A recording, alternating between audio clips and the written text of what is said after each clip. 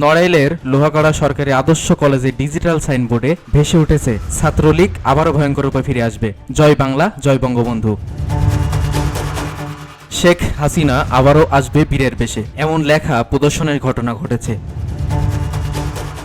শনিবার সন্ধ্যা 7টার দিকে লোহাগড়া সরকারি আদর্শ ডিগ্রি কলেজের 6তলা ভবনে ডিজিটাল সাইনবোর্ডে এই লেখা ভেসে ওঠে। এ বিষয়ে জানতে লোহাগড়া সরকারি আদর্শ কলেজের ভারপ্রাপ্ত অধ্যক্ষ কামরুন নাহার লিনাকে একাধিকবার ফোন করা হলেও তাকে ফোনে পাওয়া যায়নি। থানার ওসি মোহাম্মদ আতিকুর রহমান বলেন, বিষয়টি শুনে ঘটনাস্থলে এসেছি, তদন্ত করে আইনানুগ ব্যবস্থা নেওয়া হবে।